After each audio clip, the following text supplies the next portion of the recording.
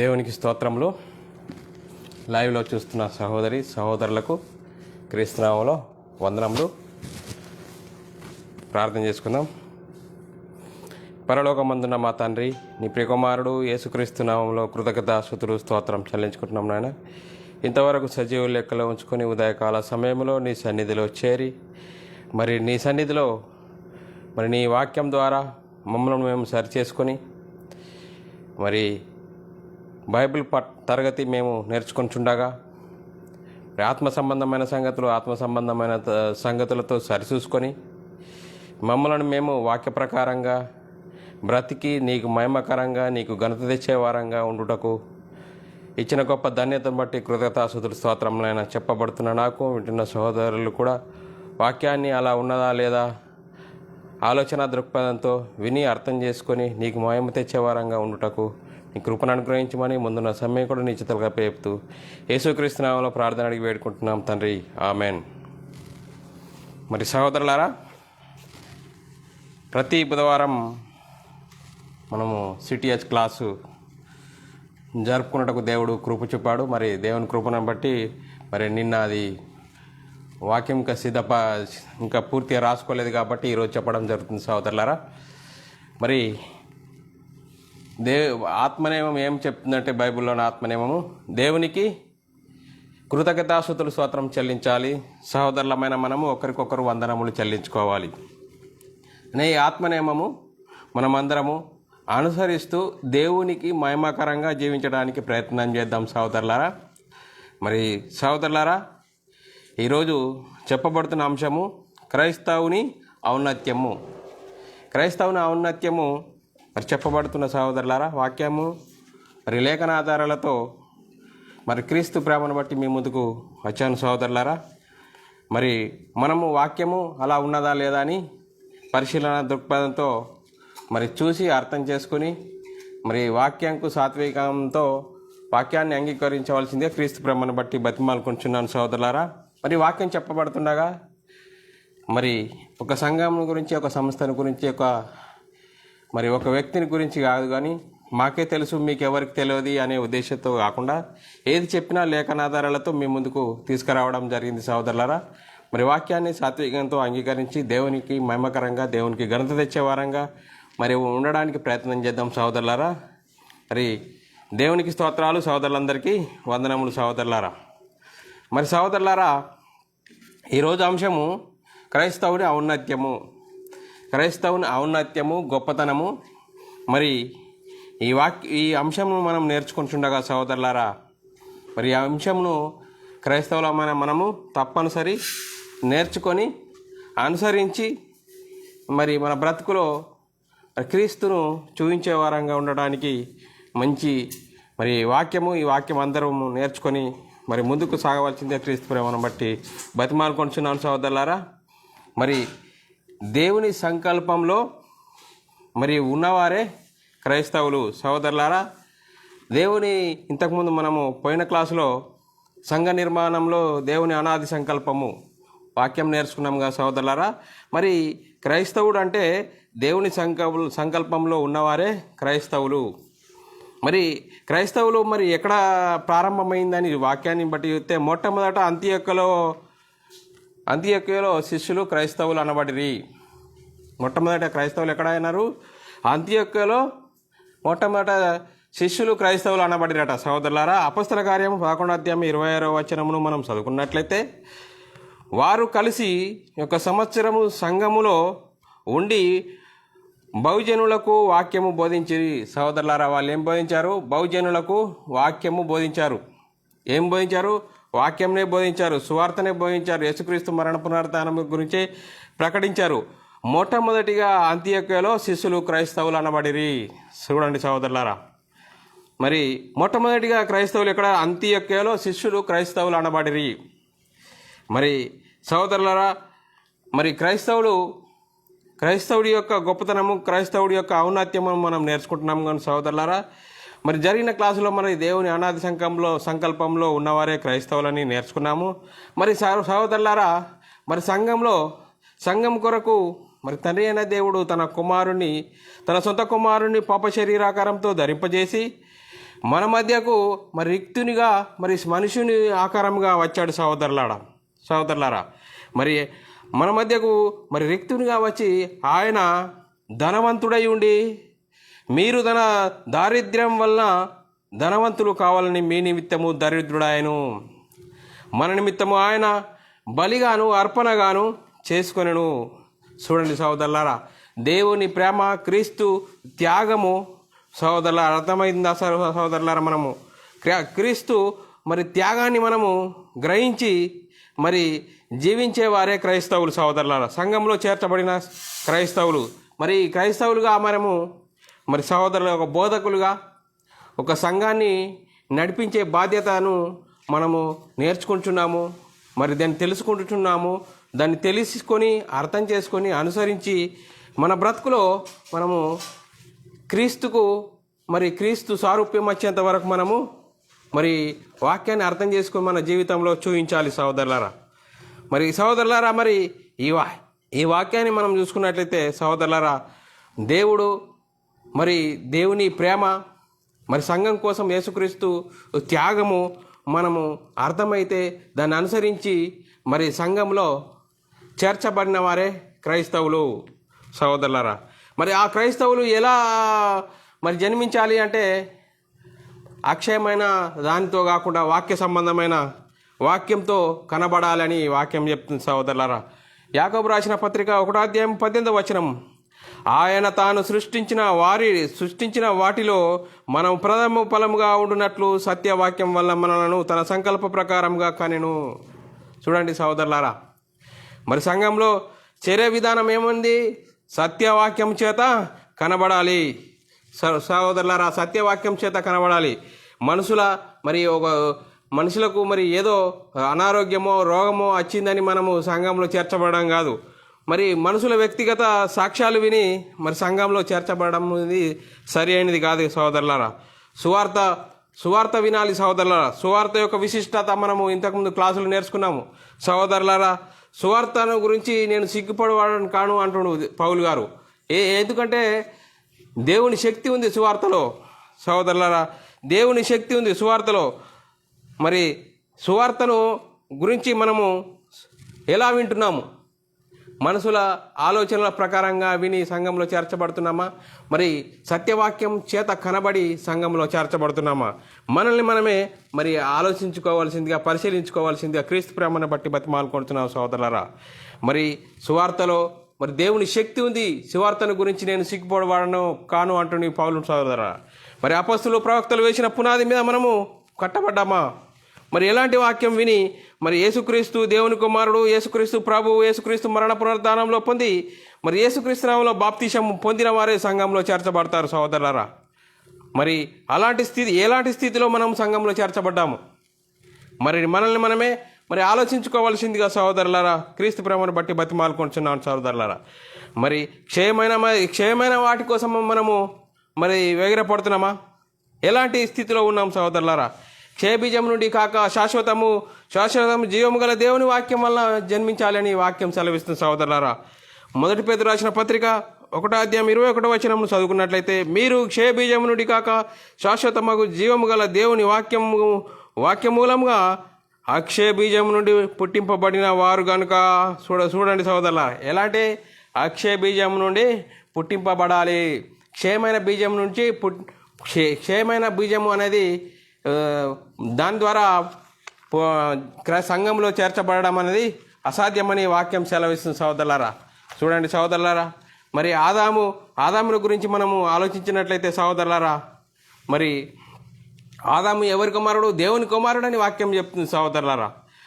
లూకాసు వార్త 3:38 కేయినను ఎనోషు సేతు ఆదాము దేవునికి కుమారుడు సహోదరులారా. సంఘంలో చేర్చబడిన వారు ఎవరు?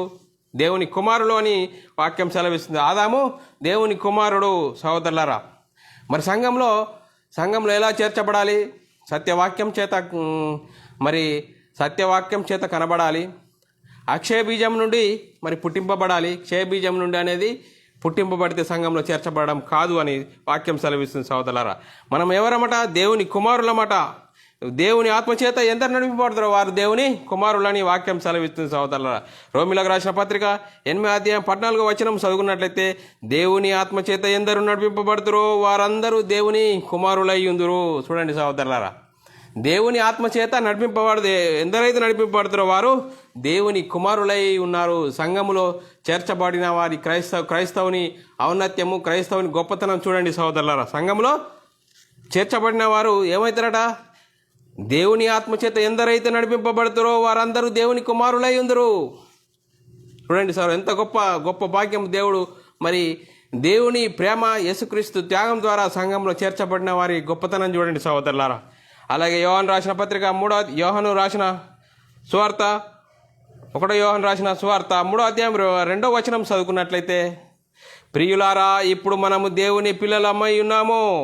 మనం ఇక ఏమవుదుమో అది ఇంకా ప్రత్యక్షపరచబడలేదు, కానీ ఆయన ప్రత్యక్షమైనప్పుడు ఆయన ఉన్నట్లుగానే ఆయనను చూతుము గనుక ఆయనను పోలియుందుము. చూడండి సహోదరులారా, ఆయనను పోలియుందుము. చూడండి సహోదరులారా, మనము దేవుని పిల్లలమై ఉన్నాము. మనం ఇక ఏమవుదుమో అది ఇంకా ప్రత్యక్షపరచబడలేదు, కానీ ఆయన ప్రత్యక్షమైనప్పుడు ఆయన ఉన్నట్లే ఆయనను చూతుము. చూడండి సహోదరులారా, క్రైస్తవుని ఔన్నత్యము, క్రైస్తవుని గొప్పతనం చూడండి సహోదరులారా.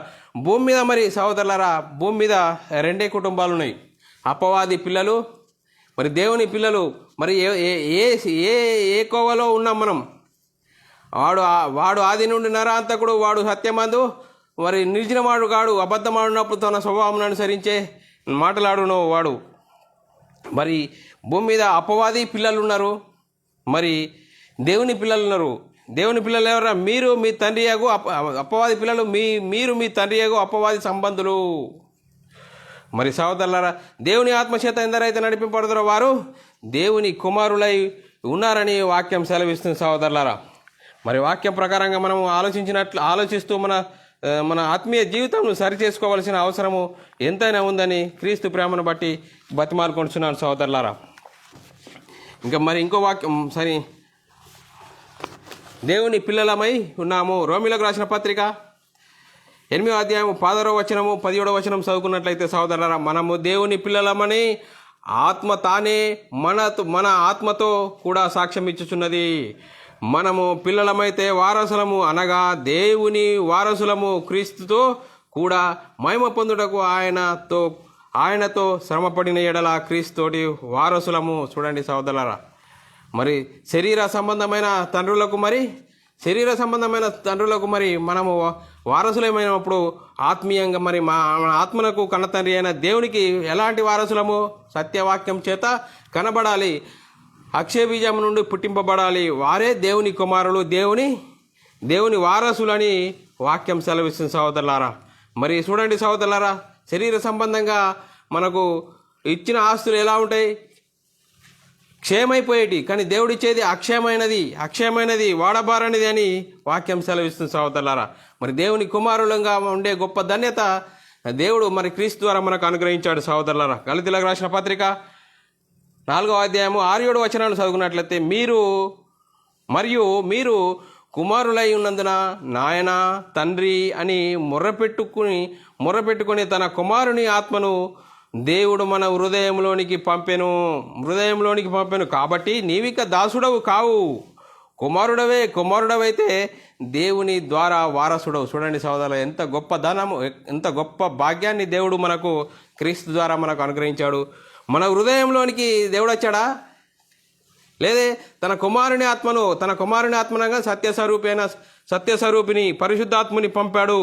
మరి శరీర సంబంధమైన తండ్రులు, మరి సహోదరుల శరీర సంబంధమైన తండ్రులు ఇచ్చేయి మరి అవి క్షేమైపోయేటి, కానీ ఆత్మ మన అందరి ఆత్మలకు కన్న తండ్రి అయినా ఇచ్చేది ఏంది?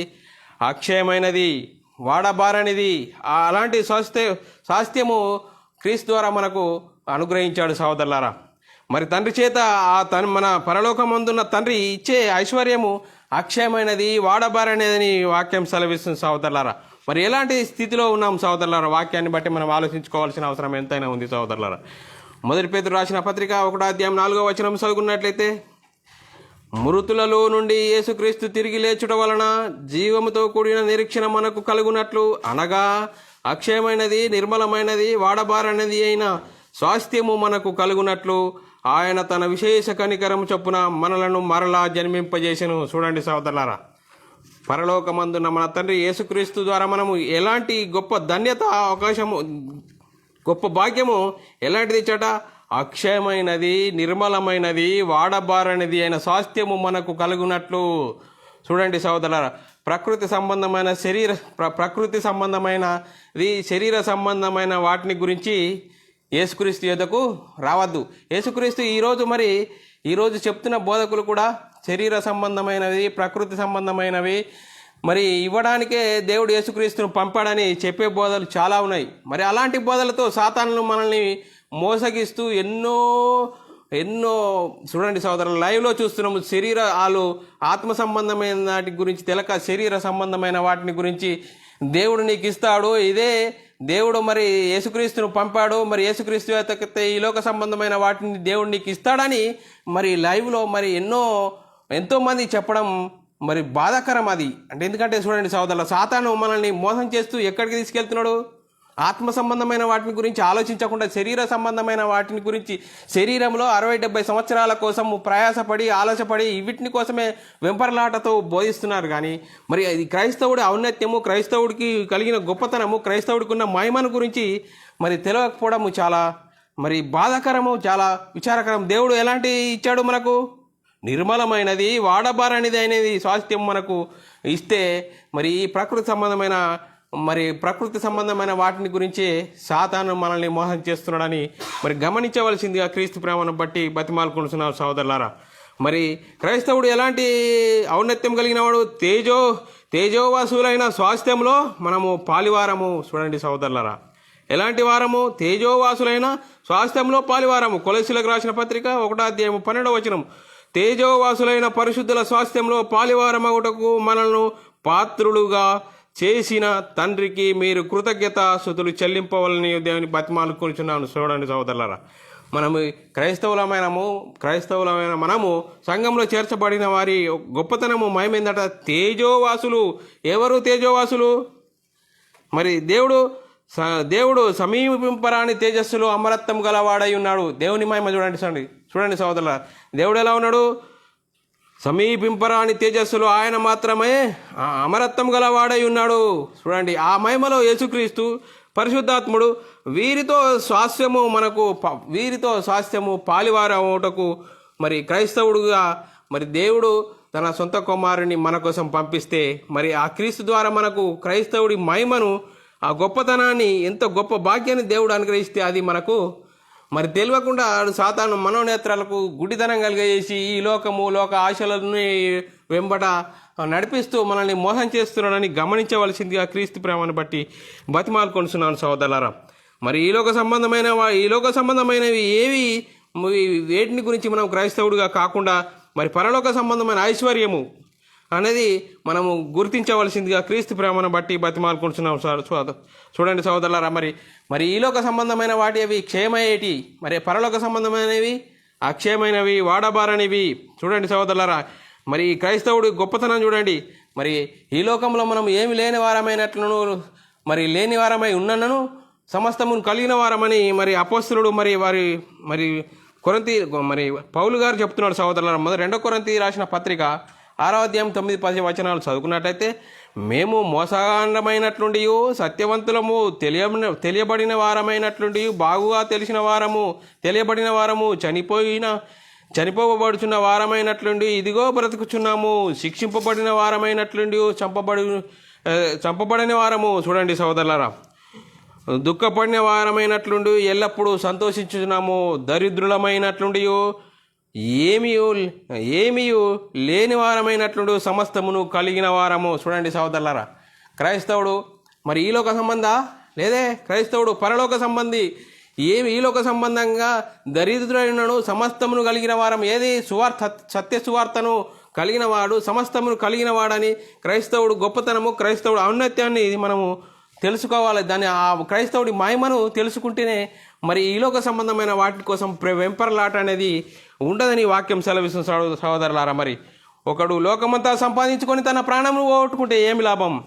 చూడండి సహోదరులారా, ఈ లోకమంతా సంపాదించుకొని తన ప్రాణం పోగొట్టుకుంటే ఏమి లాభము? ఏమి లాభం లేదు. మరి ఈ లోకంలోనికి ఏమీ తీసుకొని రాలేదు, ఏమీ తీసుకొని పోలేదు. తల్లి గర్భంలో దిగంబరిగా వచ్చితివి, దిగంబరిగానే వెళ్ళిపోయేదము. చూడండి సోదరులారా, ఎంత ఈ లోక సంబంధంగా మనం ఆలోచిస్తే ఎంత ఎంత ఇప్పుడు ఇంతలో కనబడి అంతలో మాయమైపోయి ఆవిరిలాంటి జీవితం సోదరులారా. మరి ఆ పరలోక సంబంధమైన ఆశీర్వాదము, పరలోక సంబంధమైన వాటిని గురించి మనము క్రైస్తవుడు మరి ఆలోచించాలి, అర్థం చేసుకోవాలి. క్రైస్తవుడు సంఘంలో చేర్చబడిన వారి స్థితి ఏంది? నూతన సృష్టి. క్రైస్తవుడు సంఘంలో చేర్చబడితే నూతన సృష్టి. చూడండి సోదరులారా, 2 కొరింథీ రాసిన పత్రిక 5వ అధ్యాయం 17వ వచనం చదువుకున్నట్లయితే, కాగా ఎవడైనాను క్రీస్తునందున ఎడల నూతన సృష్టి, పాతవి గతించెను, ఇదిగో కొత్తవాయెను. చూడండి సోదరులారా, క్రైస్తవుడిగా యేసుక్రీస్తులో బాప్తీసం పొందగానే నూతన సృష్టి, పాప క్షమాపణ, రక్షణ, కృప పొందుకుంటాం సోదరులారా. చూడండి, రక్షణ, కృప దేవుడు ఉచితంగా మనకు అనుగ్రహించాడు. దానిని మనము కాపాడుకోవలసిన బాధ్యత ఉంది సోదరులారా. మరి చూడండి సోదరులారా, దేవుడు ఆదామును అవ్వను ఎలాగన్నాడు? దైవ స్వభావంలో కన్నాడు. చూడండి సోదరులారా, ఆ దైవ స్వభావంలో నుంచి వెంటనే వాళ్ళు మరి సాధారణ వాళ్ళని మోసం చేశాడు. దేవుడు మరి గొప్ప ప్రణాళిక వేసి మరి మనల్ని అందరినీ దేవుడు తన సొంత కుమారుని తన పాప శరీరాకారంతో భూమి మీదకి పంపి శిలువలో మరణించి తిరిగి లేవడం ద్వారా మరి క్రైస్తవులమైన మనము మరి దైవ స్వభావంలోనికి వస్తామని వాక్యం సెలవిస్తున్నాడు సోదరులారా. ఎలాంటి స్వభావంలోకి వెళ్ళిపోతామంటే దైవ స్వభావంలో పాలివారమగునట్లు అనుగ్రహించెను. చూడండి సోదరులారా, క్రైస్తవుడి గొప్పతనము దైవ స్వభావంలో పాలివారము. మరి అలాంటి స్థితి మనకు అర్థమవుతుందా దైవ స్వభావం అంటే? చూడండి సోదరులారా, మరి మనం తీసుకున్న బాప్తీసంలో మనం తీసుకున్న బాప్తీసాలు వాక్యానుసారంగా ఉన్నాయా? మరి మనము ఆలోచించుకోవాలి, పరిశీలించుకోవాల్సిందిగా క్రీస్తు ప్రేమను బట్టి బతిమాలుకుంటున్నాను సోదరులారా. 2 పేతురు రాసిన పత్రిక 1వ అధ్యాయం 4వ వచనం చదువుకున్నట్లయితే, దైవ స్వభావమునందు పాలివారమగునట్లు వాటిని అనుగ్రహించెను. చూడండి సోదరులారా, దేవుడు యేసుక్రీస్తు ద్వారా ఎలాంటి గొప్పతనము క్రైస్తవుడికి దయచేశాడట? దైవ స్వభావమునందు పాలివారమగునట్లు వాటిని అనుగ్రహించని. చూడండి సోదరులారా, మరి ఎలాంటి స్థితిలో ఉన్నాము క్రైస్తవుడు? మరి ఇకనైనా వాక్యాన్ని చూసి మనం వాక్యం ప్రకారంగా బ్రతకడానికి ప్రయత్నం చేద్దాం సోదరులారా. క్రైస్తవుడు దేవుని సంపూర్ణత పూర్ణులుగా కావాలట సోదరులారా. దేవుని సంపూర్ణతకు సమరూపం గల వారిగా కావాలని వాక్యం సెలవిస్తుంది. ఎఫెసీయులకు రాసిన పత్రిక 3వ అధ్యాయం 18వ వచనం, మీరు దేవుని సంపూర్ణత యందు పూర్ణులాగునట్లు ప్రేమయందు వేరుపారి స్థిరపడి సమస్త పరిశుద్ధులతో కూడా దాని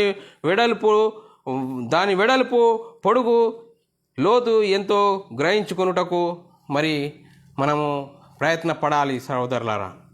మరి మీరు దేవుని సంపూర్ణతకు సంపూర్ణులాగునట్లు ప్రేమయందు వేరుపారి స్థిరపడి సమస్త పరిశుద్ధులతో కూడా దాని వెడల్పు పొడుగు ఎత్తు గ్రహించుకున్నట్లుగా ఉన్నామా? మరి ఎలాంటి స్థితిలో ఉన్నాం సహోదరులారా? మరి నవీన స్వభావంలో ఉన్నామా? నవీన స్వభావం ధరించుకున్నామా క్రైస్తవులమైన మనము? మరి ఎలాంటి స్థితిలో ఉన్నాము? చూడండి సహోదరులారా, వాక్యమును బట్టి మనల్ని మనమే పరిశీలించుకోవాల్సిందిగా క్రీస్తు ప్రేమను బట్టి బతిమాలుకొంటున్నాను. ఎఫెసీయులకు రాసిన పత్రిక 4వ అధ్యాయం 23-24 వచనాలు చదువుకున్నట్లయితే, మీ చిత్తవృత్తి యందు నూతనపరచబడిన వారై నీతియు యథార్థమైన భక్తి గలవారై దేవుని పోలికగా సృష్టింపబడిన నవీన స్వభావమును ధరించుకొనవలెను. చూడండి సహోదరులారా, క్రైస్తవుడు ఎలాంటి స్థితిలో ఉండాలా? దేవుని పోలికగా సృష్టింపబడిన నవీన స్వభావము ధరించుకొనవాలి. క్రైస్తవుడి గొప్పతనము, క్రైస్తవుడి ఔన్నత్యం చూడండి సోదరులా. మరి ఎలాంటి స్థితిలో ఉన్నాం? మరి దేవుని పోలికగా మార్చబడ్డావా? నవీన స్వభావముగా ధరించుకున్నావా క్రైస్తవుడా? మరి క్రైస్తవుడమైన మనము ఈ లోక సంబంధమైన వాటి కోసం వెంపర్లాడుతున్నామా? మరి ఆ క్రైస్తవుడి మహిమ అనేది అర్థమవుతుందా? చూడండి సోదరులారా, మరి ప్రాచీన స్వభావము క్రియలతో వాటిని పరిత్యజించి క్రీస్తునకు కలిగిన సమారూపము గల వారు క్రీస్తునందు సంపూర్ణుడు కావాలి క్రైస్తవుడు సహోదరులారా. ఎఫెసీయులకు రాసిన పత్రిక 4వ అధ్యాయం 11-12 వచనాలు చదువుకున్నట్లయితే, మనమందరము విశ్వాస విషయంలో దేవుని కుమారుని గురించిన జ్ఞాన విషయంలో ఏకత్వం పొంది సంపూర్ణ పురుషులమగు వరకు, అనగా క్రీస్తునకు కలిగిన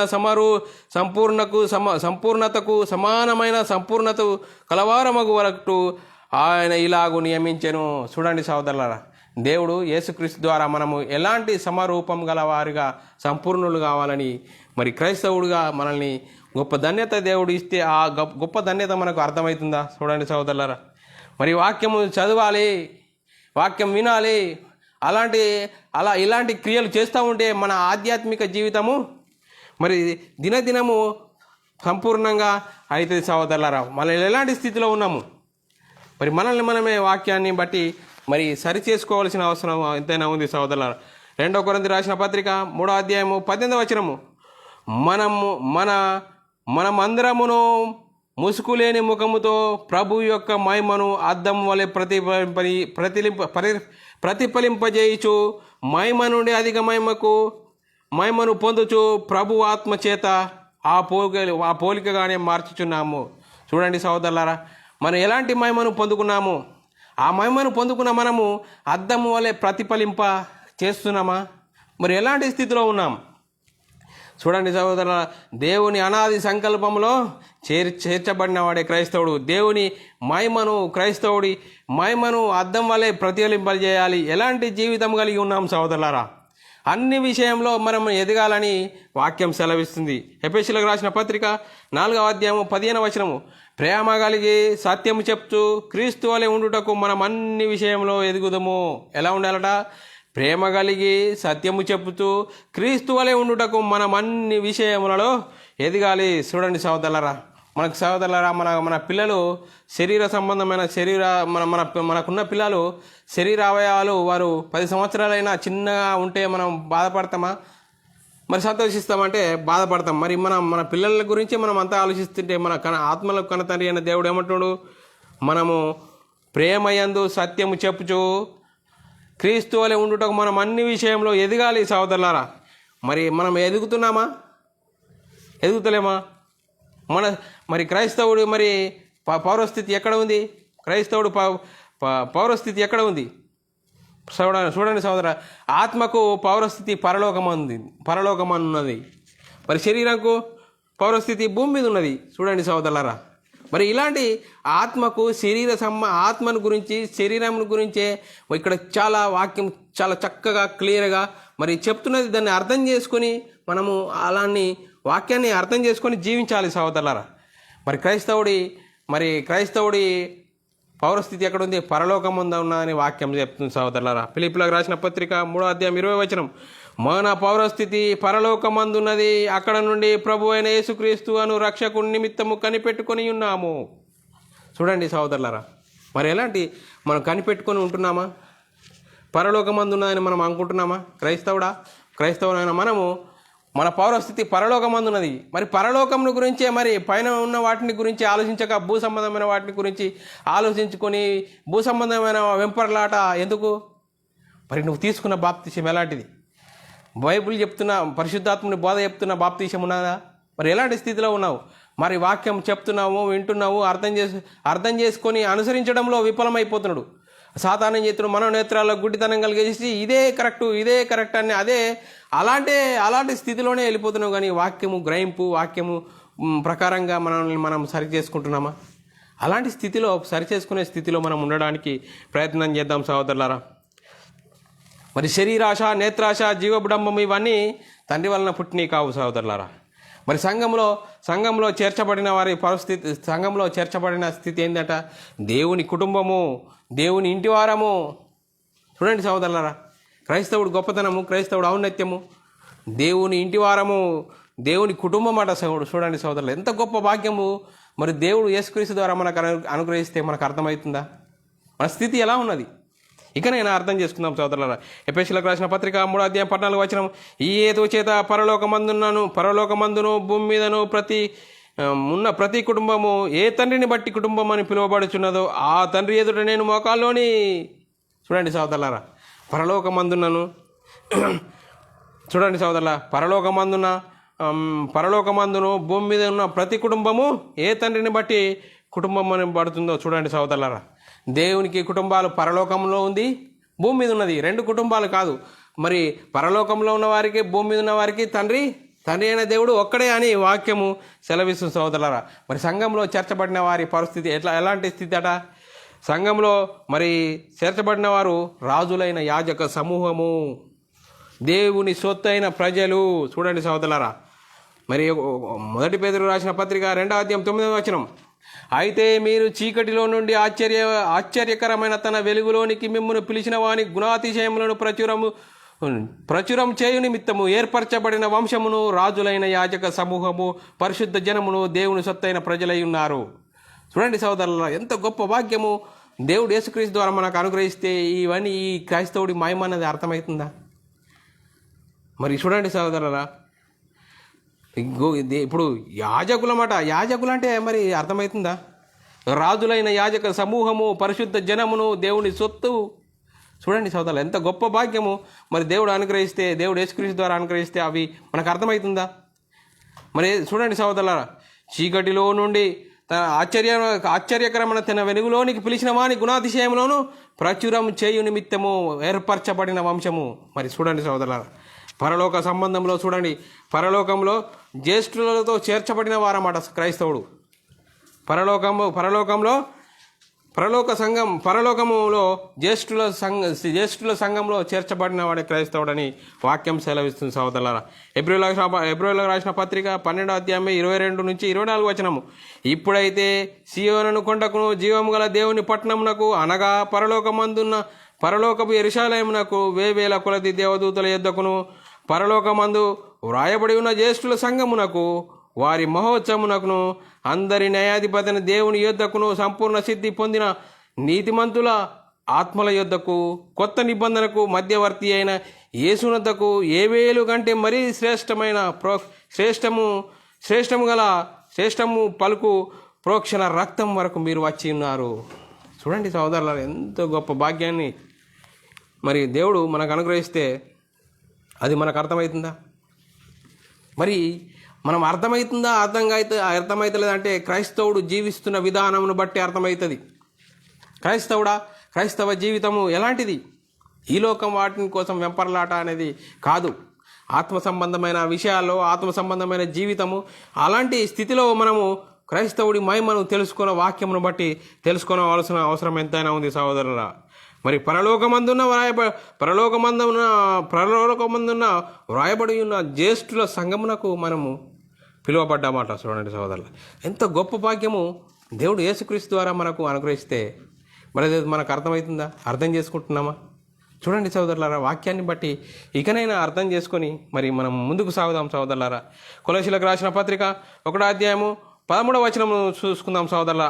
ఆయన మనను అంధకార సంబంధమైన అధికారంలో నుండి విడుదల చేసి తాను ప్రేమించిన తన కుమారుని యొక్క రాజ్య నివాసముగా చేసెను. చూడండి సహోదరులారా, అంధకార సంబంధమైన వాటి నుండి విడుదల చేసి తాను ప్రేమించి తన కుమారుని యొక్క రాజ్యము నివాసులుగా చేసెను. మరి క్రీస్తు రాజ్యంలో ఉన్నామా, అపవాది రాజ్యంలో ఉన్నామా సహోదరులారా? చూడండి, మరి ఆ గొప్ప రాజ్యంలో మనం ఉండమని వాక్యం సెలవిస్తుంది సహోదరులారా.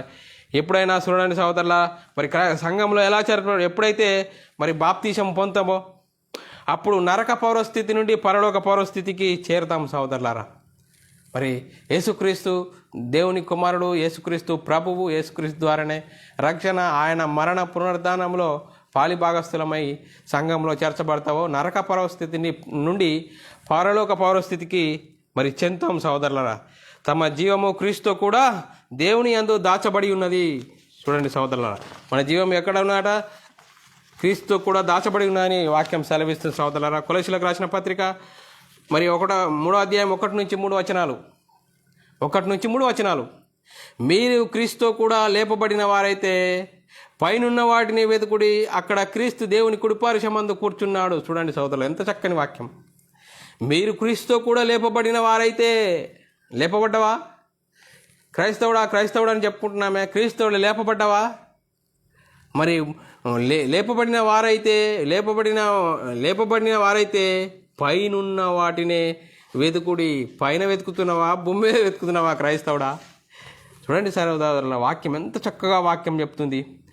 పైనున్న వాటి మీదనే కానీ భూ సంబంధమైన వాటి మీద కానీ మనసు పెట్టకుడి.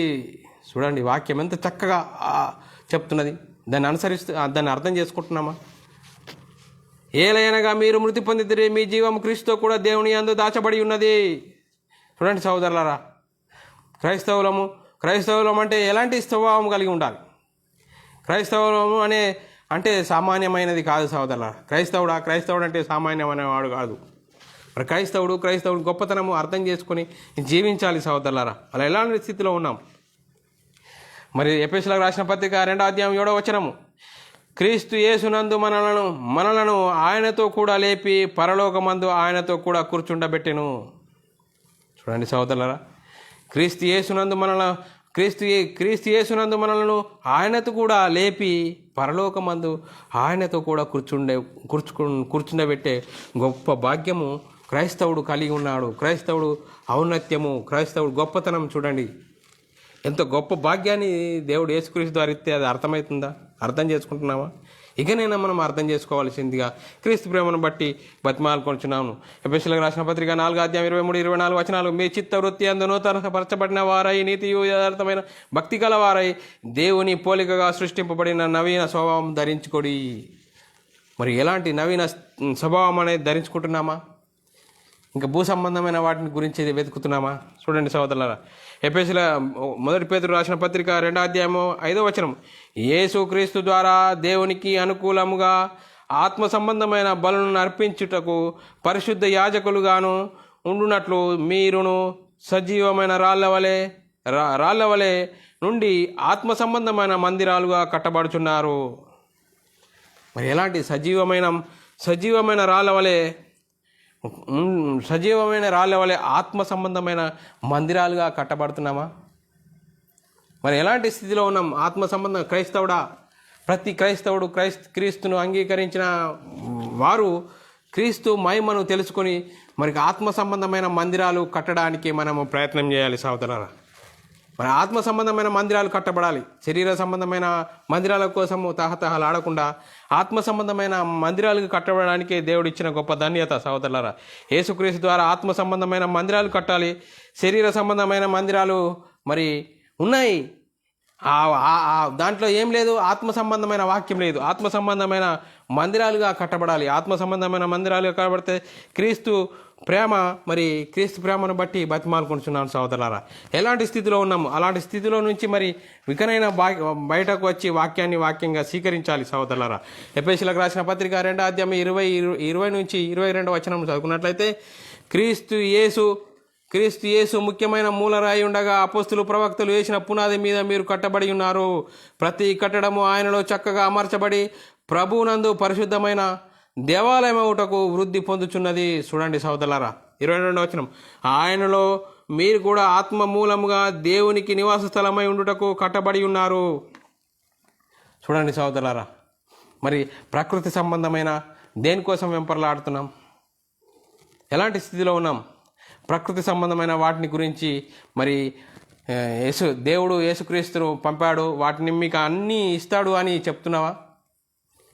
ఎలాంటి స్థితిలో ఉన్నావు? ఎలాంటి స్థితిలో నుండి నువ్వు చెప్తున్నావు? మరి యేసుక్రీస్తు ద్వారా నీకు అనుగ్రహింపబడ్డ మహిమ ఏంటి? ఆ దేవుని మహిమ ఏంటి? ఆ దేవుని గొప్పతనం ఏంటి? అది తెలుసుకుంటున్నామా? మరి యేసుక్రీస్తు నమ్ముకోండి. ఇది ఎందుకోసం నమ్ముకోవాలా? ప్రకృతి సంబంధంగా 60-70 సంవత్సరాలు భూమి మీద ఉన్న రోజులు ఏవి లేవో అవన్నిటినీ యేసుక్రీస్తు నీకు ఇస్తాడని యేసుక్రీస్తు నమ్ముకోమని చెప్తున్నావా? కాదు, వాక్యం అలా చెప్పట్లేదు. ఆత్మ సంబంధమైంది, పరలోక సంబంధమైంది. మరి యేసుక్రీస్తు ద్వారా దేవుడు యేసుక్రీస్తును భూమి మీదకి పంపాడని, యేసుక్రీస్తు నమ్ముకుంటే పరలోకానికి చేరడానికని, ఆత్మ సంబంధమైన వరములు దేవుడు ఇస్తాడని వాక్యం సెలవిస్తుంది సహోదరులా. దేని గురించి మనం అడుగుతున్నాం? ఎలాంటి స్థితిలో ఉన్నాం క్రైస్తవుడా? మరి ఆత్మ సంబంధమైన వాటిని గురించి మనము అడగాలి. ఆత్మ సంబంధమైన జీవితం జీవించాలి. తండ్రి అయిన దేవుడు యేసుక్రీస్తు ద్వారా ఆత్మ సంబంధమైన ప్రతి ఆశీర్వాదము మనకు అనుగ్రహించారని వాక్యం చెప్తుంది సహోదరులారా. ఎఫెసీయులకు రాసిన పత్రిక 1వ అధ్యాయము 3వ వచనము, మన ప్రభు అయిన యేసుక్రీస్తు యొక్క తండ్రి యగు దేవుడు స్తుతింపబడునుగాక. ఆయన క్రీస్తునందు పరలోక విషయంలో ఆత్మ సంబంధమైన ప్రతి ఆశీర్వాదం మనకు అనుగ్రహించెను. చూడండి సహోదరులారా, ఆత్మ సంబంధమైన ప్రతి ఆశీర్వాదము మనకు అనుగ్రహించాడని వాక్యం సెలవిస్తుంది. మరి ఆత్మ సంబంధమైన ఆశీర్వాదాలు అడుగుతున్నామా? శరీర సంబంధమైన ప్రకృతి సంబంధమైన ఆశీర్వాదాల గురించి అడుగుతున్నామా? మరి ఎలాంటి స్థితిలో ఉన్నాం మనము? మరి ఎలాంటి స్థితిలోనికి మరి క్రైస్తవుడా మరి సంఘంలో పిలువబడ్డాం? పరిశుద్ధులుగా ఉండడానికే మరి దేవుడు యేసుక్రీస్తు ద్వారా మనల్ని పిలిచాడని వాక్యం సెలవిస్తుంది సోదరులారా. 1 కొరింథీ రాసిన పత్రిక 1వ అధ్యాయం 2వ వచనంలో చదువుకున్నట్లయితే, కొరింథీలో ఉన్న దేవుని సంఘమునకు అనగా క్రీస్తు యేసునందు పరిశుద్ధపరచబడిన వారై పరిశుద్ధులుగా ఉండుటకు పిలువబడిన వారై. మనం ఎలాగ పిలువబడ్డా? పరిశుద్ధులుగా ఉండుటకు పిలువబడ్డాము. పరిశుద్ధులుగా ఉండడానికే సంఘంలోనికి పిలువబడ్డామని వాక్యం చెప్తుంది సోదరులారా. మీరు క్షయ వస్తువుల చేత మీరు విమోచింపబడలేదు. మరి క్షయ వస్తువుల చేత విమోచింపబడలేదు. పితృపారంపర్యమైన వ్యర్థమైన ప్రవర్తనను మర్చిపోవాలని వాక్యం సెలవిస్తుంది. 1 పేతురు రాసిన పత్రిక 1వ అధ్యాయం 18-19 వచనం చదువుకున్నట్లయితే, పితృపారంపర్యమైన మీ వ్యర్థ ప్రవర్తనను విడిచిపెట్టున్నట్టుగా వెండి బంగారము వంటి క్షయ వస్తువుల చేత మీరు విమోచింపబడలేదు, అమూల్యమైన రక్తం చేత విమోచింపబడితేనని మీరు ఎరుగుదురు కదా. చూడండి సోదరులా, మనం ఎలా పిలువబడ్డాము? అమూల్యమైన రక్తం చేత విమోచింపబడితేనని మీరు ఎరుగుదురు. క్రైస్తవుడు ఎలా విమోచింపబడ్డాడు? అమూల్యమైన రక్తం చేత విమోచింపబడ్డాడు. మరి తన సహోదరుని నిమిత్తం వాడి పాపం కోసం ఎవడు విజ్ఞాపన చేసే అవకాశం లేదని వాక్యం సెలవిస్తుంది. కీర్తనలు రాసిన పత్రిక కీర్తనలు 49వ అధ్యాయము 7-9 వచనాలు, ఎవడును ఏ విధం చేతనేను తన సహోదరుణ్ణి విమోచింపలేడు. వాడు కుళ్ళు చూడక నిత్యము బ్రతుకున్నట్లు వారి నిమిత్తము దేవుని సన్నిధిలో ప్రాయశ్చిత్తము చేయగలవాడు ఎవ్వడునూ లేడు. వారి ప్రాణ విమోచన ధనము బహు గొప్పది, అది ఎన్నటికీ తీరకట్లుండవలసినదే. చూడండి సహోదరులారా, ఎలాంటి స్థితిలో ఉన్నాం? మరి చూడండి ఎలాంటి స్థితిలో ఉన్నాం, ఏ స్థితిలో నుంచి మనము మరి ఎలాంటి స్థితిలో ఉన్నామో అర్థం చేసుకోవాల్సిందిగా మరి క్రీస్తు ప్రేమను బట్టి బతిమాలుకొంచున్నాను సహోదరులారా. మరి సహోదరులారా, మరి రోమిలకు రాసిన పత్రిక 8వ అధ్యాయం 16వ వచనం, మనము దేవుని పిల్లలమైతే క్షమించాలి సహోదరులారా,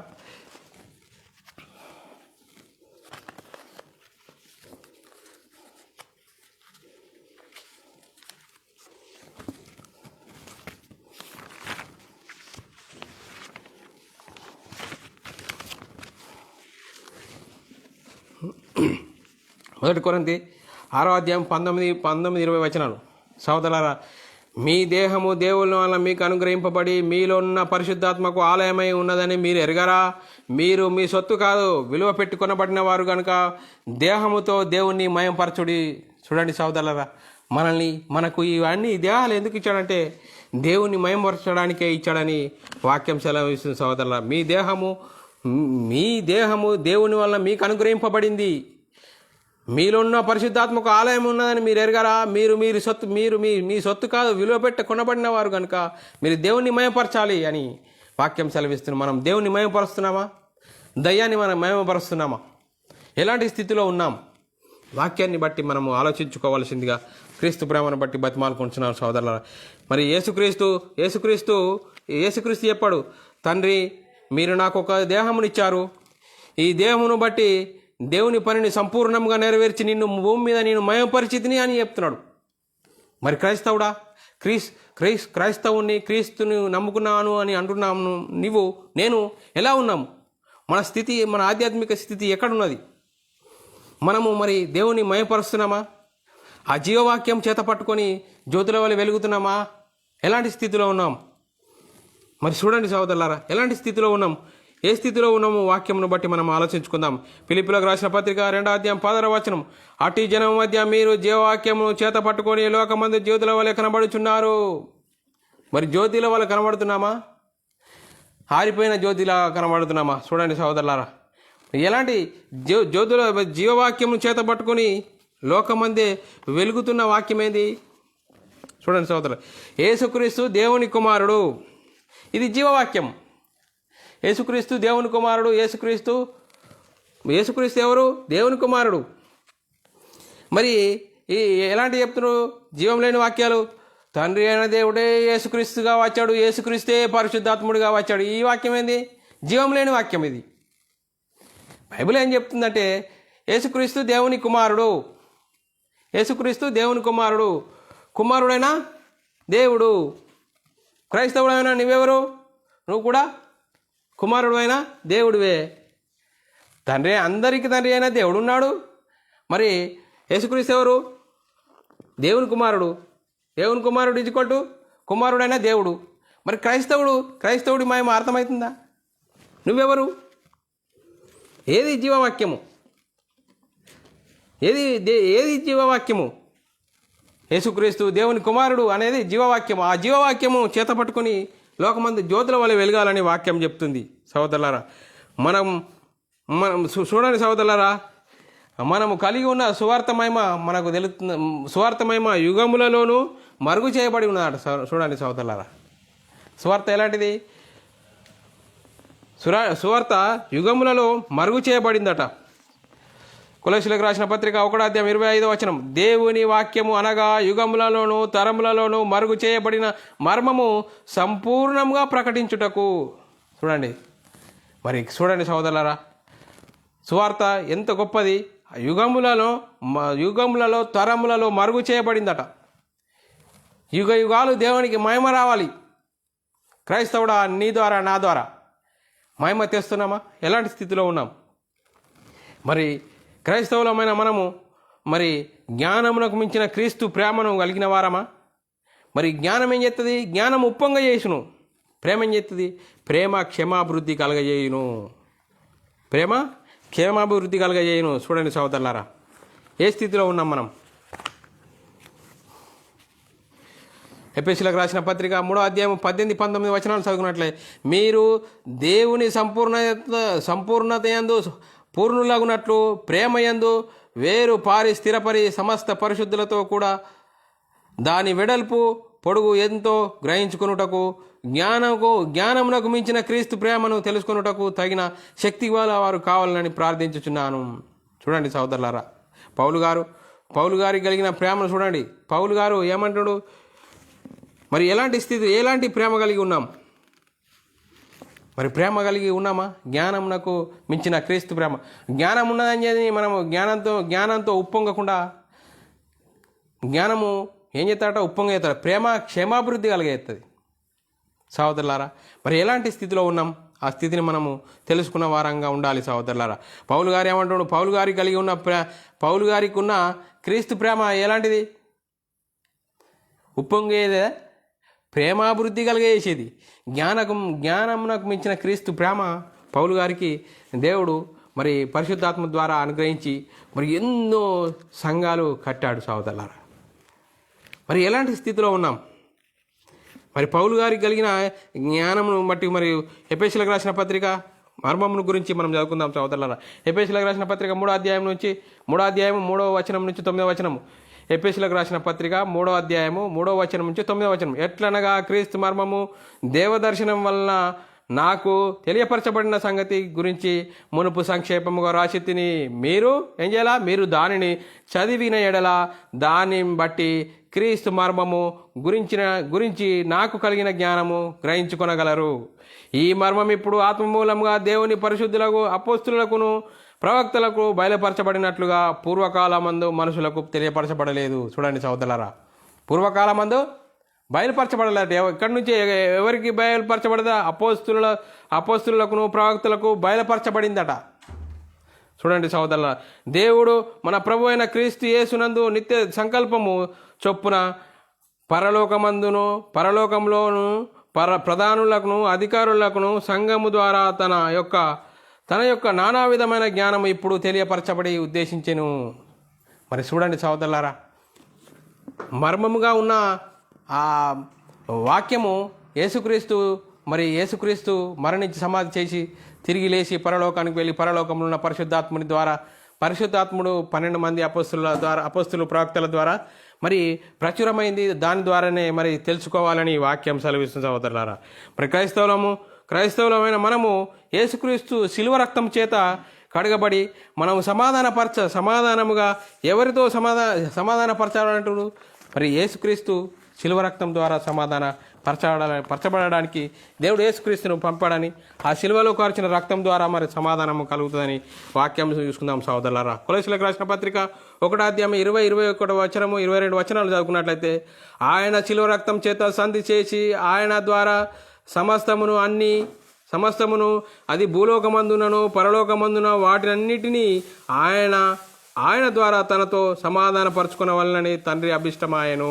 చూడండి సహోదరులారా, దేవుని అభిష్టము, దేవుని మరి ఇష్టమేందట చూడండి. యేసుక్రీస్తు ద్వారా సమాధానపరచుకున్న వలనని పరలోకమందున్నను భూలోకమందున్నవైనను పరలోకమందు ఉన్ననను ఆయన ద్వారా తనతో సమాధానపరచుకున్న వలనని తండ్రి అభిష్టమాయను. మరియు గతకాలమందు దేవునికి దూరస్తులను మీ దుష్క్రియల వలన మీ మనసులో విరోధ భావం గల వారై ఉండి మిమ్మును కూడా తన సన్నిధిలో పరిశుద్ధులుగాను నిర్దోషులుగాను నిరపరాధులుగాను నిలబెట్టుటకు ఆయన మాంసయుక్తమైన దేహంతో మరణం వలన ఇప్పుడు మిమ్మును సమాధానపరిచెను. చూడండి సహోదరులారా, సంఘంలో చేర్చబడిన మనము యేసుక్రీస్తు ద్వారా మరి సమాధానపరచబడిన వారము. క్రైస్తవులైన మనము పరలోక సంబంధమైన వరమును రుచి చూసిన వారముగా ఉండాలి. రాబో శక్తుల ప్రభావం అనుభవించాలి అని వాక్యం సెలవిస్తుంది. ఎబ్రియులకు రాసిన పత్రిక 6వ అధ్యాయము 4-5 వచనాలు చదువుకున్నట్లయితే, ఒక్కసారి వెలిగింపబడి పరలోక సంబంధమైన వరమును రుచి చూచి పరిశుద్ధాత్మలో పాలివారై దేవుని దివ్యవాక్యము రాబో యుగ సంబంధమైన శక్తుల ప్రభావము అనుభవించిన తర్వాత తప్పిపోయిన వారు. చూడండి సహోదరులారా, మరి ఎక్కడ పరలోక సంబంధమైన వరమును రుచి చూచి మరి చూడండి సహోదరులారా, ఎలాంటి గొప్ప రాబో యుగ సంబంధమైన శక్తుల ప్రభావము అనుభవించాలి. ఇక్కడ అనుభవిస్తున్నామా క్రైస్తవుడా? ఎలాంటి స్థితిలో ఉన్నాం? యేసుక్రీస్తు మరణించి తిరిగి లేచిన తర్వాత మరణమునకు మరి యేసుక్రీస్తు మీద అధికారం లేదో మరి అలాగే మన మీద కూడా మరణమునకు అధికారము లేదని వాక్యము సెలవిస్తుంది సహోదరులారా. రోమీయులకు రాసిన పత్రిక 6వ అధ్యాయము 8, 9, 10, 11 వచనాలు చదువుకున్నట్లయితే, మనము క్రీస్తుతో కూడా చనిపోయిన ఎడల మృతులలో నుండి లేచి క్రీస్తు ఇకను చనిపోడని మరణమునకు ఇకను ఆయన మీద ప్రభుత్వము లేదని ఎరిగి ఆయనతో కూడా జీవించుదామని నమ్ముచున్నాము. ఎలయనగా ఆయన చనిపోవడం చూడగా పాప విషయమై ఒక్కమారే చనిపోయాను గాని ఆయన జీవించుడు చూడగా దేవుని విషయమై జీవించుచున్నాడు. అటువలనే మీరు పాప విషయంలో మృతులుగాను దేవుని విషయమై క్రీస్తునందు సజీవులుగాను మిమ్మును మీరే ఎంచుకునుడి. సహోదరులారా, ఎంత గొప్ప వాక్యం! క్రీస్తును కలిగిన వారు సజీవులు. మరి పౌలు ఏమంటుడు? బ్రతుకుడా క్రీస్తే, చావైతే మేలు. మనకు ఏమర్థమవుతుంది సహోదరులారా? పౌలు ఎలాంటి స్థితిలో బ్రతుకుడా క్రీస్తే, చావైతే లాభం అంటుండు. మరి ఎలాంటి స్థితిలో ఉన్నాం క్రైస్తవుడి మహిమ, క్రైస్తవుడి ఔన్నత్యము మనకు అర్థమవుతుందా? ఎలాంటి స్థితిలో ఉన్నాము? ఆ మహిమను మనం తెలుసుకుంటున్నామా? మరి తెలుసుకుంటే ఆ దేహం యొక్క విమోచన కొరకు కనిపెట్టుకోవాలి. మరి దేహం యొక్క విమోచన కొరకు కనిపెట్టుకున్నవాడే క్రైస్తవుడని వాక్యం సెలవిస్తుంది. రోమీయులకు రాసిన పత్రిక 8వ అధ్యాయము 19-23 వచనాలు, దేవుని కుమారుల ప్రత్యక్షత కొరకు సృష్టి మిగుల ఆశతో తేరిచూచుచూ కనిపెట్టుచున్నది. ఏలయనగా సృష్టి నాశనములోనైన దాస్యం నుండి విడిపింపబడి దేవుని పిల్లలము పొందబోవు మహిమగల స్వాతంత్రం పొందునను నిరీక్షణ గలదై స్వేచ్ఛగా కాక దానిని లోపరచబడిన వాడిని మూలంగా వేదపరచబడెను. సృష్టి యావత్తు ఇదివరకు ఏకగ్రీవముగా మోలుచు ప్రసవ వేదన పడుచున్నది అని ఎరుగుదము. చూడండి సహోదరులారా, మన గురించి ఇక్కడ రాయబడ్డది. అంతేకాదు ఆత్మ యొక్క ప్రథమ ఫలము నుండి మనం కూడా దత్తపుత్రత్వము కొరకు అనగా మన దేహము యొక్క విమోచనము కొరకు కనిపెట్టుచు మనలో మనము మూలుగుచున్నాము. మరి ఎలాంటి స్థితిలో ఉన్నాం సహోదరులారా? యేసుక్రీస్తు వచ్చినప్పుడు మన దీన శరీరము మహిమగల శరీరముగా దానికి సమరూపముగా మార్చునని వాక్యం సెలవిస్తుంది సహోదరులారా. ఫిలిప్పీయులకు రాసిన పత్రిక చివరి రిఫరెన్స్ సహోదరులారా. ఫిలిప్పీయులకు రాసిన పత్రిక 3వ అధ్యాయం 21వ వచనం, ఆయన మన దీన శరీరమును తన మహిమగల శరీరమునకు సమరూపము గల దానిగా మార్చును. చూడండి సహోదరులారా, క్రైస్తవుడు ఔన్నత్యము, గొప్పతనము. మరి ఆయన రెండవ రాకడలో వస్తే ఏమైతుంట? తన మహిమగల శరీరమునకు సమరూపము గల దానిగా మార్చును. క్రైస్తవుడు ఔన్నత్యం గురించి మనం ఇంతవరకు విన్నాము. మరి విని ఏమర్థమైంది? దేవుని మహిమ, క్రైస్తవుడి గొప్పతనము అది అర్థమవుతుందా? వాక్యాన్ని మరి ఏ విధంగా శరీర సంబంధమైన వాటి కోసం వెంపర్లాడుతున్నామా, ఆత్మ సంబంధమైన వాటి కోసము వెంపర్లాడుతున్నామా? క్రైస్తవుడు అంటే ఈ లోక సంబంధ, పరలోక సంబంధ? క్రైస్తవుడు అంటే పరలోక సంబంధమైన ఆశీర్వాదాల కోసం మనము అడుగుతున్నామా? మరి ఈ లోక సంబంధమైన 60-70 సంవత్సరాల శరీర సంబంధమైన, ప్రకృతి సంబంధమైన వాటి కోసమే వెంపర్లాడుతున్నామా? ఇకనైనా వాక్యాన్ని విని వాక్యంతో మనల్ని మనము చరిచేసుకుందాం సోదరులారా. ఇటు గొప్ప ధన్యత దేవుడు అనుగ్రహించిన విధానంలో దేవునికి స్తోత్రాలు. మరి సోదరులందరికీ వందనాములు. చిన్న ప్రార్థన చేసుకుందాం సోదరులారా.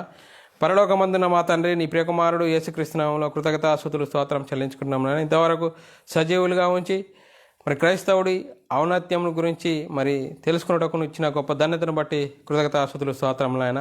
మరి విన్న వాక్యం విడిచిపెట్టకుండా విన్న మాటల ప్రకారము, వాక్య ప్రకారంగా మమ్మల్ని మేము సరిచేసుకొని నీకు మహిమ తెచ్చేవారంగా, నీకు ఘనత తెచ్చేవారంగా ఉండే ధన్యత మాకు అనుగ్రహించిన విధానం బట్టి కృతజ్ఞతాస్తుతులు స్తోత్రం చెల్లించుకుంటూ యేసుక్రీస్తు నామములో ప్రార్థన అడిగి వేడుకుంటున్నాం తండ్రి, ఆమెన్.